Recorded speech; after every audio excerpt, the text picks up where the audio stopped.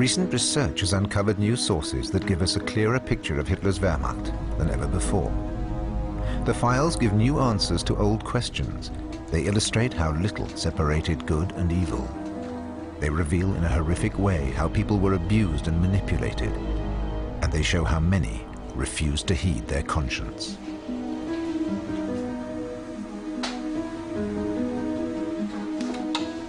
Newly discovered records offer a unique glimpse into the world of the German military elite. British Secret Service files. They were discovered and evaluated by historian Sönke Neitzel. Until recently, these documents were still top secret. Tens of thousands of pages on which secretly recorded conversations are transcribed. The conversations of leading generals of the Wehrmacht. This is where it happened. The idyllic country estate of Trent Park near London. This is where all the German generals who fell into the hands of the Western Allies were held. The German generals were taken prisoner, in some cases in the middle of battle, and then they came to the peace and quiet of this beautiful estate, where they were provided with every comfort. And there they sat, condemned to idleness. And this idleness had its consequences. They talked. They talked to one another. They exchanged ideas about the war, about war crimes, about politics, and about the future. And what was special about this situation is that the British recorded these conversations on disc. And what makes this source so valuable is that they were private conversations. And in these conversations, no one was respectful of superiors, families, wives. In these conversations between colleagues, the unvarnished truth was told. And so we get to know the generals intimately, what they thought about. Without realizing it, the captured generals gave away their real opinions about the war and the Nazis. World history will concede one point to the Führer, that he recognized this great Jewish danger for the whole of mankind. Once it was Genghis Khan, or Attila the Hun. This time it's Jewish Bolshevism. We in our tiny West European countries have been so short-sighted. We were always bickering with each other over petty issues. We simply failed to understand what was threatening us from the East. In this, the Führer was absolute. But what he did was stupid. We were the stupid ones. The countries of Western Europe refused to join us, those idiots, and we suddenly found ourselves fighting on two fronts. And doing the dirty work for the Western world. Few Wehrmacht soldiers are completely free of anti-Semitism and nationalism. They're children of their times. They don't realize they're witnessing the beginning of the greatest disaster the world has ever seen. They even regard Hitler as a man of peace. Hitler said over and over again he'd lived through the First World War, he'd been badly wounded and so on. So everyone was convinced that he would not start another war. And I have to add that during the campaign in Poland, we believed that the Poles and their delusions of grandeur were responsible for the war. Dass die Polen in ihrem Größenwahnsinn die Kriegsschuld hätten. That's what Heinrich Hussmann has learned from the propaganda. He's with the 5th Panzer Division based in Upper Silesia in the summer of 1939.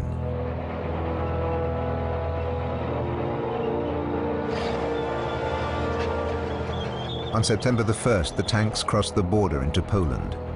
It's the start of World War II. The older soldiers have mixed feelings, but the young are consumed by Hitler's ideas. Walter Heinlein is 20 years old. I was excited. I wanted to be a soldier. No one could guess how it would turn out later. I was excited. Thank God we're finally moving. I hope we're not too late. On this first day of the war, Adolf Hitler addresses a jubilant German parliament. He makes a blatant threat.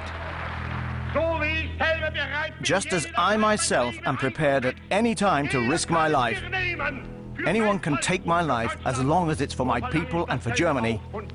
So I demand the same of everyone else. Whoever believes he can defy this national duty directly or indirectly will fall. Traitors can expect nothing but death. In saying this, we are simply committing ourselves to our old principle. It is of no importance if we live, but it is essential that our people lives, that Germany lives.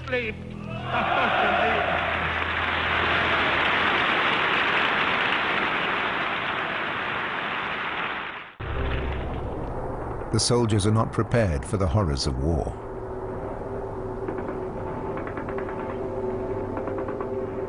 The Wehrmacht is far superior to the defending Polish forces. Even so, the ugly reality comes as a shock.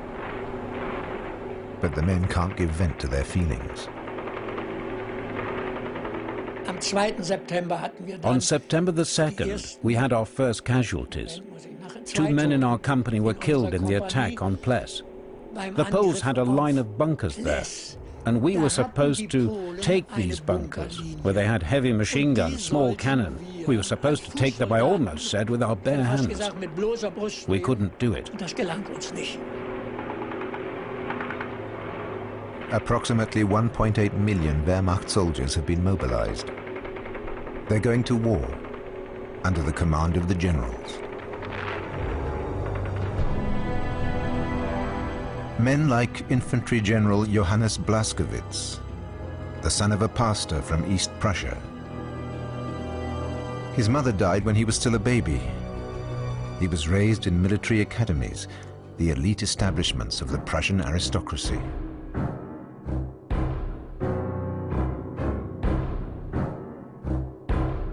Here he's trained for the life of an officer, the toughest education in the entire Reich. In exchange, a penniless young man gains entry to a privileged world. A uniform makes you something superior. Officers are treated with the highest respect. They receive the best service in restaurants, and the best tickets are reserved for them at the theater. In World War I, a formative experience for most Wehrmacht generals, Blaskowitz makes rapid progress. At 33, he's appointed to staff headquarters. But then comes the defeat of 1918 and the Treaty of Versailles, a humiliating blow.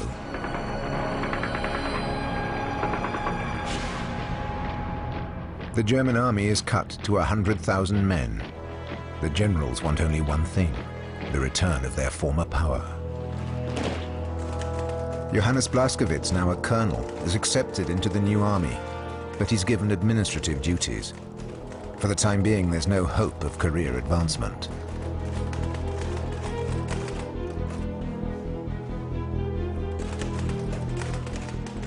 Unknown to him, the military office in Berlin, an undercover general staff, is already planning rearmament. Karl Dirks, himself a World War II veteran, has written a book arguing that the army leadership wanted massive rearmament.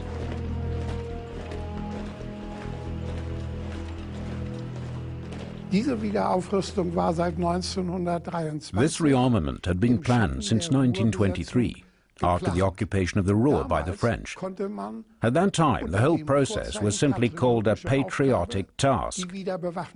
Then General von Seeckt was given emergency powers under paragraph 48 of the Constitution. He no longer had to ask anyone if he was allowed to plan it or not. Hans von Seeckt, head of the army, is the driving force behind rearmament. It must be kept secret, for the planning alone is a violation of the peace treaty. In reality, Seeckt is planning for war.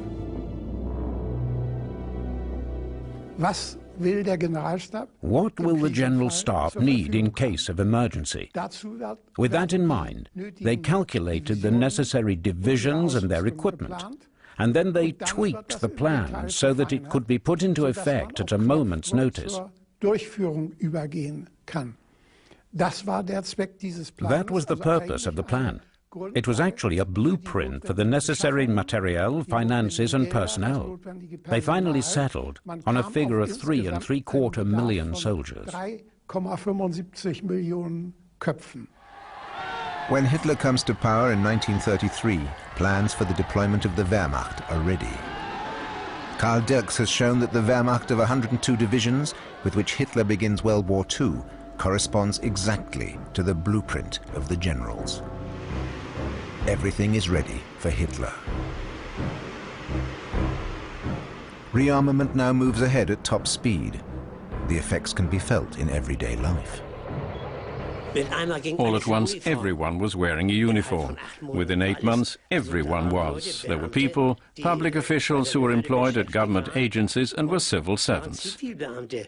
Close to us in Doormansweg, there was a man who always looked up and greeted us. We lived on the 4th floor then, in the Fruchtallee, and whenever we were sitting at the window, he took off his hat and greeted us. And 4 weeks later, he came by in uniform with a saber and did this. And I said, look, Herr so-and-so is already in uniform. And my father said, soon the postman will be wearing a sword. I swear by God this solemn oath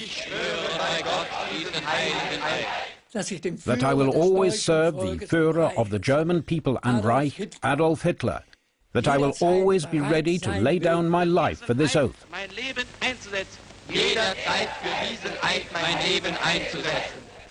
I took it to heart. I really meant it.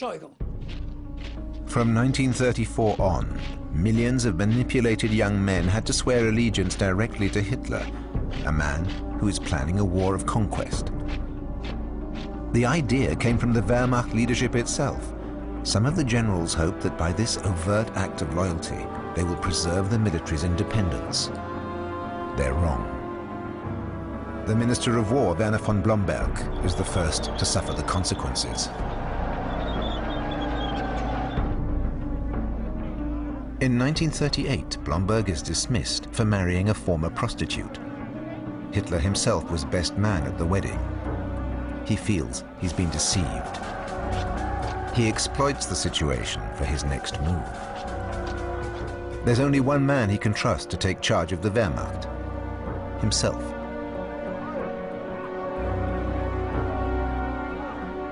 General Wilhelm Keitel, in charge of the newly created OKW, the Armed Forces High Command, reports directly to Hitler.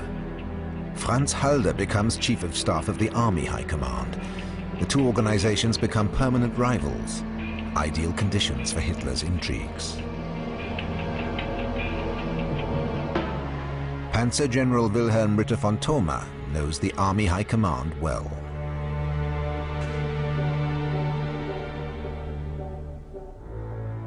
In November 1942, he's captured by General Montgomery in North Africa and greeted with a handshake.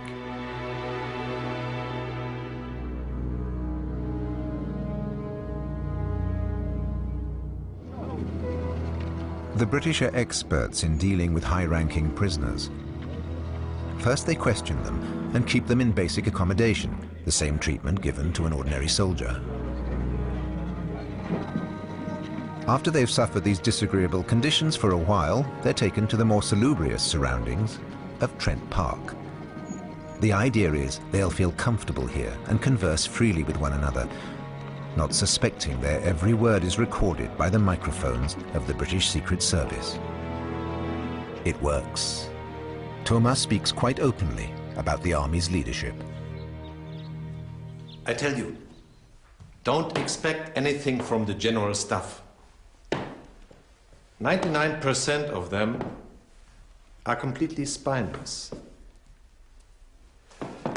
They have always been servile. They were never commanders. They were more like assistants.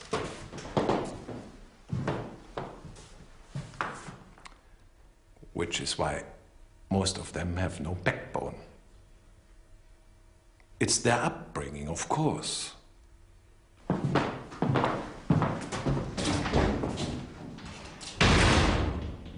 You can't expect anything else.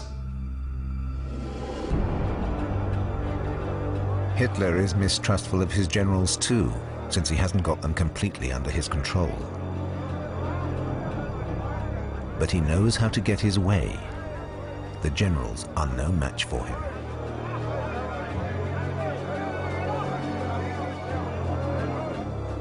Colonel Karl-Heinz Frieser is a military historian in today's German army. It ended up as a modus vivendi, an unholy alliance. Each needed the other. Hitler needed this reactionary military class to fight his war. For the generals, Hitler was the man who not only created new divisions, but also appointed new divisional commanders. Like Hitler, the generals want to win back what the Germans lost in the First World War. But Hitler wants more. He wants to enslave the Slav peoples and to create Lebensraum, living space, in the East. Poland will become the first victim. There were only negative opinions about Poland. Lazy, dirty, old-fashioned and ugly. Anything that was unfashionable was Polish. And if something was dirty, that was Polish too. Poland was depicted as the evil enemy. The whole thing was only supposed to last about 2 or 3 weeks, and then the war would be over. That's what they told us. Old prejudice and new belligerency fanned the flames against Poland. Johannes Blaskowitz is one of the generals in charge of the invasion. A few days before the start of hostilities, he issues a command. Soldiers of the 8th Army. From today, the 8th Army is established, the command of which has been entrusted to me by the Supreme Commander of the Wehrmacht. Our duty is to execute his will with hard, fast, forceful strikes. Long live the Führer! The Polish campaign is a war between unequal opponents. The Poles put up fierce resistance, but in the end they can only wait in vain for the help of the Allies. Just 3.5 weeks after the outbreak of war, Blaskowitz accepts the Polish surrender on a bus in Warsaw. Hitler's plans seem to be working. He presents himself as victor to the Poles and to his own generals. This commander-in-chief can advance their careers.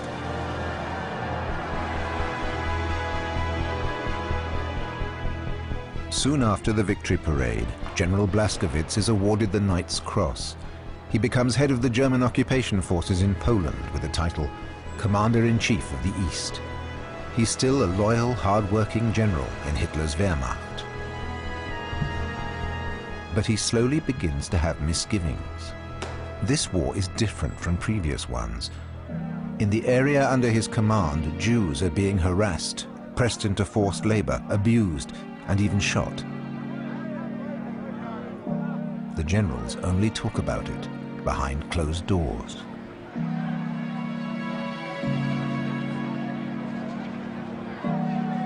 It's the SS, not the Wehrmacht, that are carrying out the deliberate mass murders in Poland. But the overall head of occupying forces is Blaskowitz, a Wehrmacht general. After several months, he issues a statement. Only later is it apparent that many officers and generals have been disturbed by the events in Poland.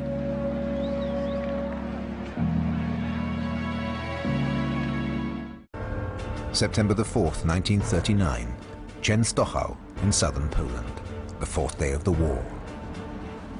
For some unexplained reason, wild shooting breaks out shortly after German infantry enter the town. 8 German soldiers are killed and 14 wounded. The Germans retaliate in the most brutal fashion. Thousands of civilians are rounded up. At least 100 people are murdered, many of them Jews. Thus, from the opening days of the war, Wehrmacht units, some under Blaskowitz's command, have participated in atrocities.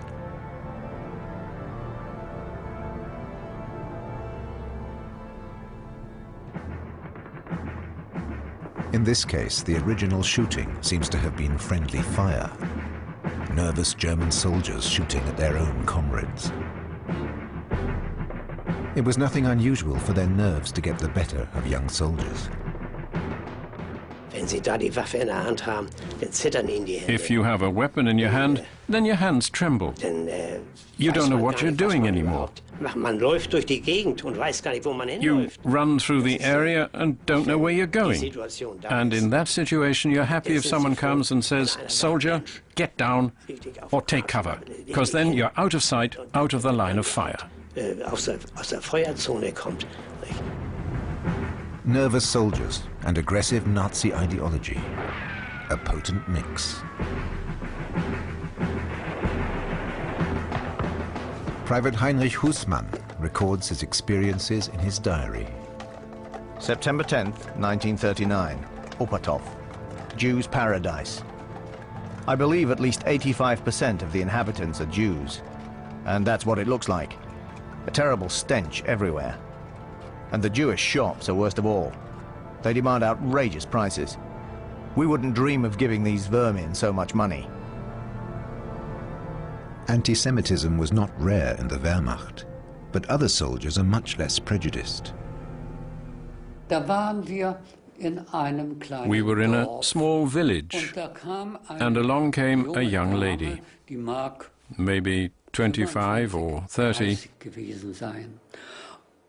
and she asked me, I was a sergeant then, I think, and she asked me, "Tell me, do we have to fear for our lives?"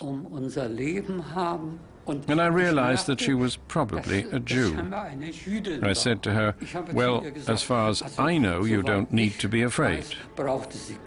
A year later, or months later, I would have said, "Just get out of here." General von Rothkirch feels partly responsible for the atrocities he witnessed in Poland. Just look how savage we have become ourselves. I drove through a small Polish village. They were shooting students there, just because they were students. And Polish aristocrats and landowners too. They were shooting everyone. I went to General Bockelberg and told him about it. He just said,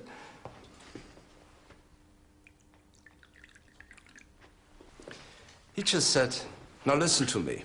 It has to be done. There is no other way. The students are the most dangerous of all. They all have to go.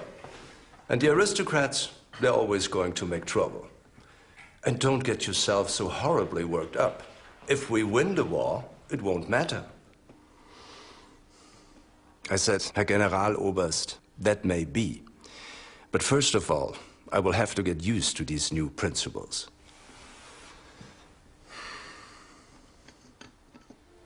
But he didn't protest. Not so General Blaskowitz, a devout Christian. He's genuinely horrified by the systematic murders the SS task forces have been carrying out. Though he ignores the actions of his own units, he criticizes the misdeeds of the SS and the police in 2 memos to the Commander-in-Chief of the Army, Walter von Brauchitsch. The Army refuses to be linked with the atrocities of the security police and refuses to work with the SS task forces, which function almost exclusively as execution units. The police have so far only spread terror among the population. To what degree the police are able to come to terms with the fact that they are forcing their own people to take part in this murderous frenzy cannot be judged from here. It is impossible to establish security and peace in this territory with violent measures alone. Hitler is outraged and Blaskowitz is dismissed. However, only a few months later, he's given a new post in the West. The transcripts from Trent Park reveal that his fellow generals knew the background to his dismissal and did nothing. We shot people.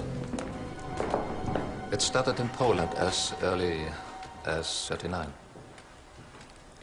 Apparently, the SS really cleaned up around there. That's probably why they dismissed Blaskowitz. Yes, of course. And the SS people were promoted instead of being shot.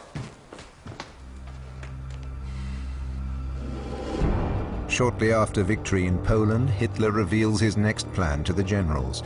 He intends to attack France as soon as possible. Most of his generals believe it can't be done. Franz Halder, chief of the Army General Staff, wants to talk Hitler out of it. He considers it the idea of a madman. But still he wavers. Christian Hartmann, a historian at the Institute for Contemporary History in Munich, has researched Halder's life and his relations with Hitler. Halder was the great hesitator, the procrastinator. But it wasn't just a psychological characteristic with him, but a form of intellectual calculation too. As a member of the General Staff, he was used to working with several options, and you could describe him as someone who always had a number of fallback plans. And I think that actually expresses Halder's role very well, a man who wanted to keep all his options open. The date for the war in the West is postponed again and again. Could this give Halder his chance? For weeks, according to a confidant, Halder went to see Hitler with a pistol in his pocket in order to shoot him. The crucial point is that Halder never fired that shot at Hitler. We know there were many times they disagreed, not only in 38-39, but also in the summer of 1941 and in 1942. So it's a very ambivalent relationship. But in the end, the assassination did not happen, and that's all that matters. In November 1939, Halder witnesses Hitler in a fit of rage, railing against the cowardliness and ineptitude of the generals. Halder now believes he has been betrayed and resigns himself to remaining silent. A contemporary described the Chief of Staff thus: Halder is like a balloon man, strong and brave when someone pumps him up, floppy and hollow when deflated. Meanwhile, in Koblenz, on the banks of the Rhine, in the Prince Bishop's palace now taken over by the army, a rival of Halder is planning the campaign against France.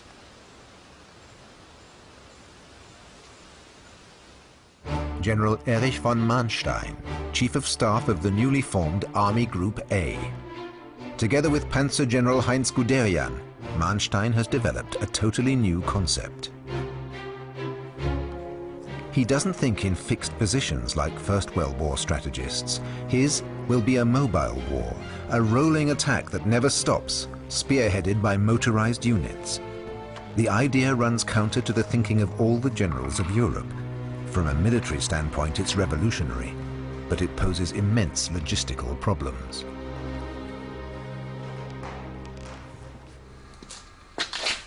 There are many myths about the French campaign.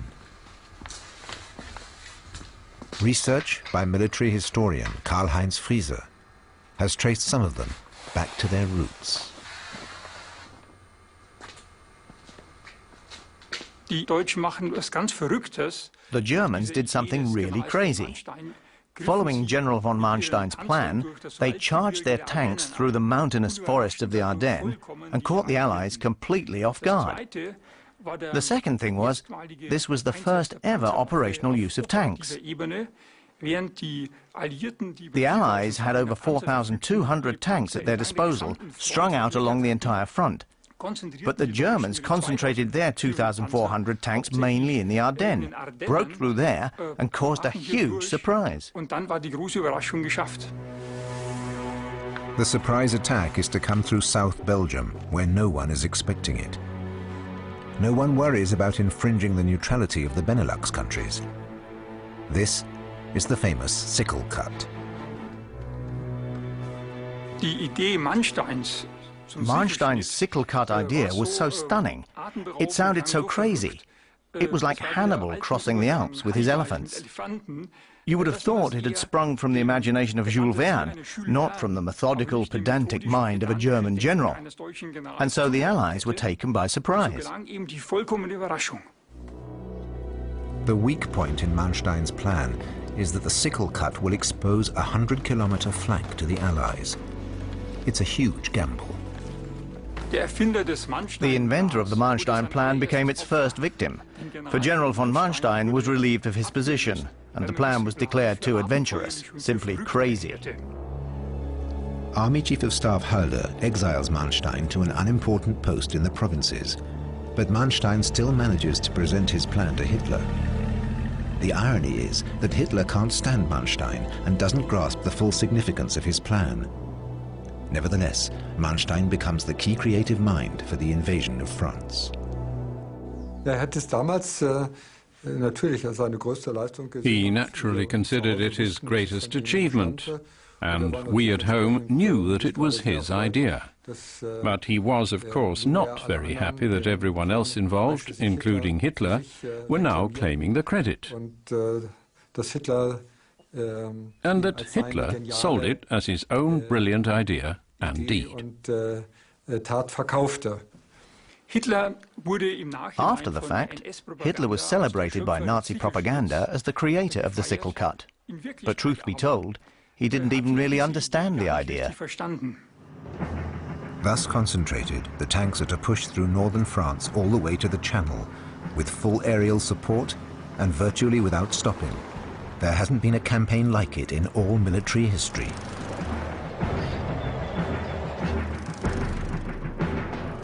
General Guderian will lead the most important tank formations. Confident of victory, on May the 9th we advanced to the border. Walter Heinlein is a gunner in a panzer division under General Guderian. His upbringing has made him entirely ready for war against France.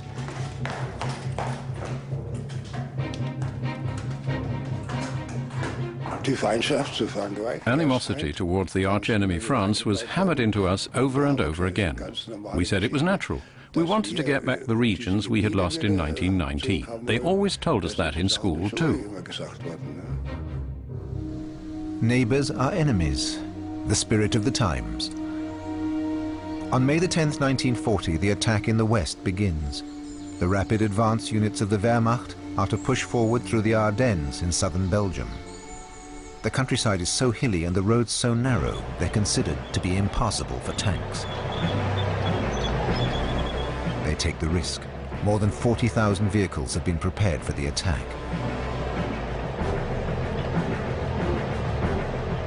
As there are no supply depots along the way, fuel and provisions for hundreds of thousands of soldiers have to be brought along and made available at specific points. An exceptional feat of organization. But the terrain in the Ardennes keeps posing new problems. It seems the critics of Manstein's plan were right. The advancing columns of tanks and following infantry repeatedly clog the narrow mountain roads. They called it the biggest tailback in history.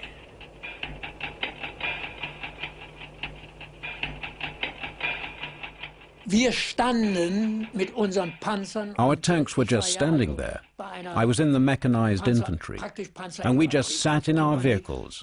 7 men could sit in each one, and we sat there for hours, and we didn't go anywhere.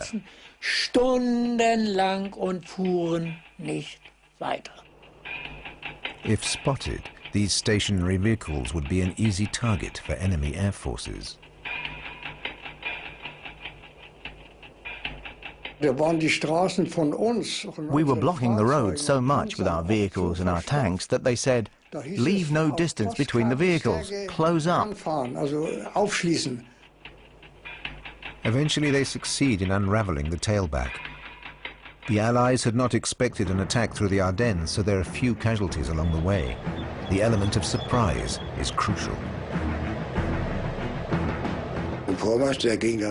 We advanced so fast. We saw a country house, and I was there. We went in, and there were English officers inside. They'd just finished breakfast. We couldn't understand it. They were so surprised by our advance. They didn't think it would happen so fast. Took them all prisoner. The soldiers come to believe they're part of a modern, almost invincible army. It will turn out to be a dangerous illusion. The balance of power of the Western Allies and the German Wehrmacht was clearly tilted in favor of the Western powers. They had considerably better tanks. German engineers had a lot of catching up to do. But in 1940, the Western Allies were superior in almost every area. The few modern divisions the Wehrmacht possesses are deployed like the steel tip of a lance.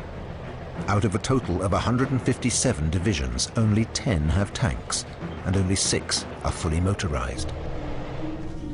Behind the tanks come the horse-drawn units, technologically unchanged since the Napoleonic Wars.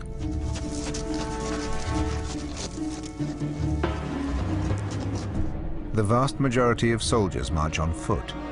Most divisions are poorly equipped and insufficiently trained. Only about half the army is fully battle-ready.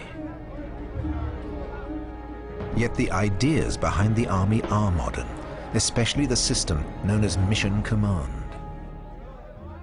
The German army was famous for giving the lower ranks leeway in carrying out orders. It wasn't you attack now, go with your people up the cliff here, break through the forest over there and attack the enemy at the top of the hill from the rear. But the company will attack the enemy there after on-site reconnaissance.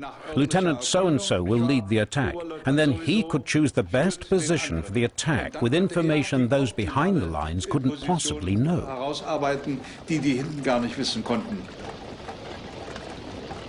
Thus, every individual has his task.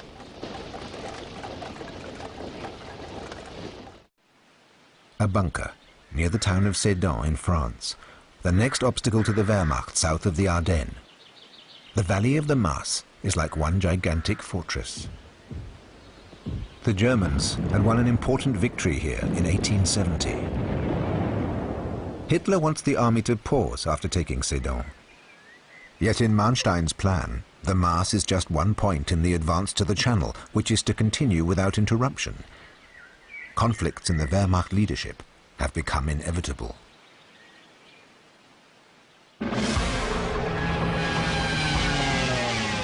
The attack on Sedan begins with a massive bombardment.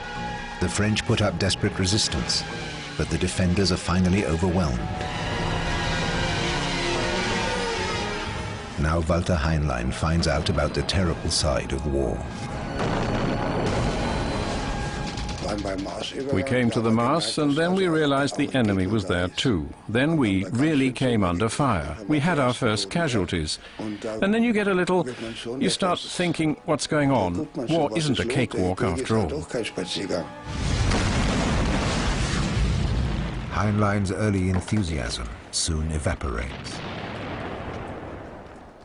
Everyone is afraid. Anyone who says he isn't afraid is lying. Again and again, every day until the end of the war. Fear. That's just how people are. They're afraid. The battles are intense but brief. The very next day, 60,000 men and 22,000 vehicles, including 850 tanks, cross the Maas near Sedan. Then, on May the 14th, the panzers break out of their bridgehead. Without waiting, they strike out towards the west, towards the Channel. General Guderian's tank corps is advancing against the express orders of his superiors and Hitler. According to Hitler's supposedly brilliant plan, the Blitzkrieg was to have stopped here. Through his own initiative, Guderian saves the campaign.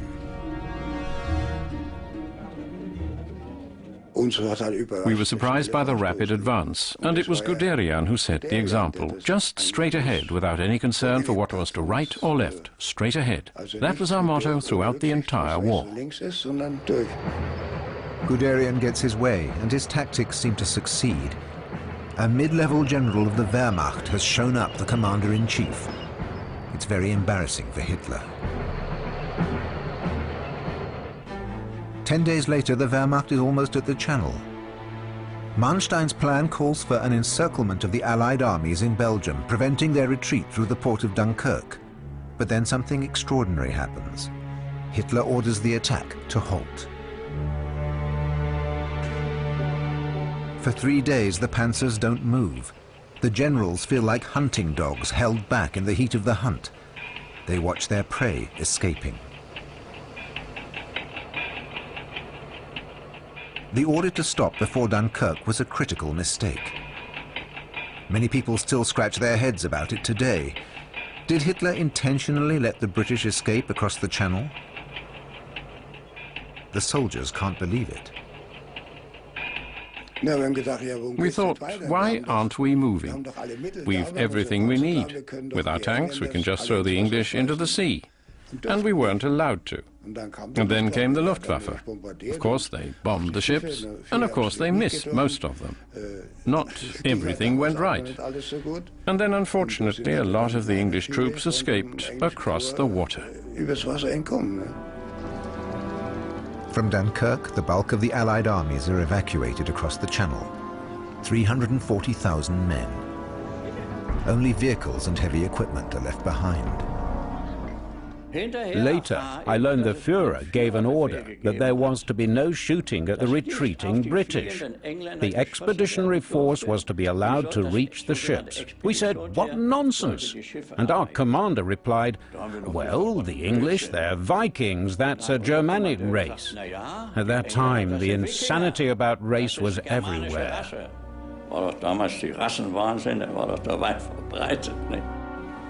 There was no such order. The real reasons were different.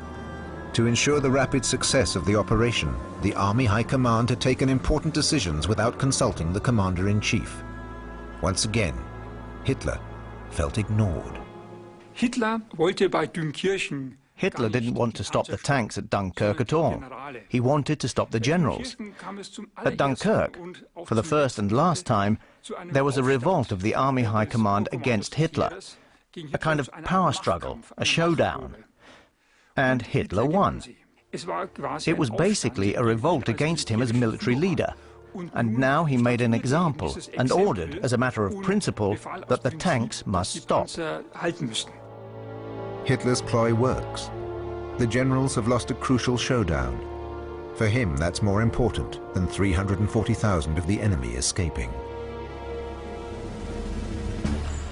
A short time later, France surrenders, and Hitler can once again play the role of brilliant victor, commander of genius.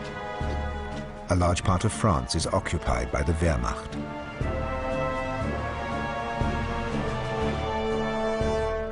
In their euphoria, the soldiers are ignorant of the power struggle going on behind closed doors. Their feelings of invincibility seem fully justified. The few critical voices in the army are silenced. Victory comes at a high cost. 25,000 German and over 100,000 Allied soldiers have lost their lives. Thousands of civilians have been killed. If you were there from the very beginning, and you survived, then you were very lucky indeed. The young people who died there, who did they die for? For what? They say for the Vaterland, but for whom?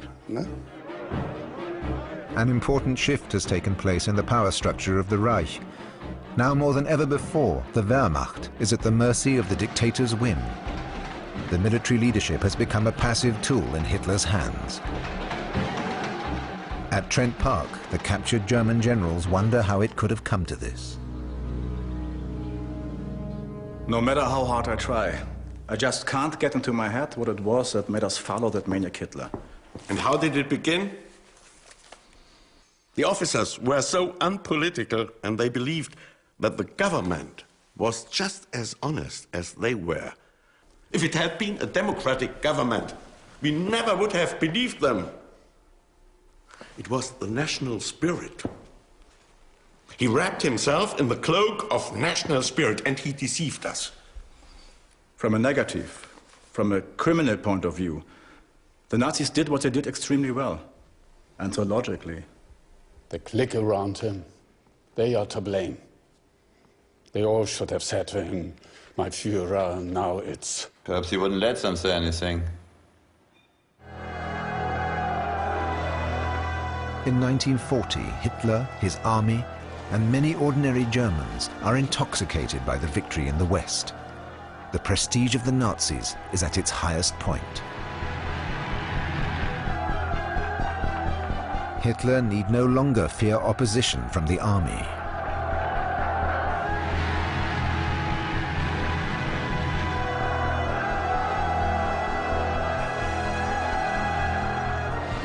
The consequences of that will be seen the following year in the East, with the war against the Soviet Union.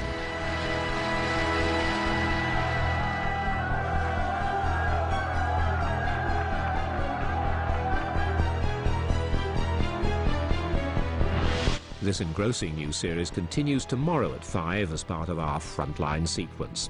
Next, a fresh assessment of the disastrous naval confrontation between the British and German fleets at Jutland in 1916.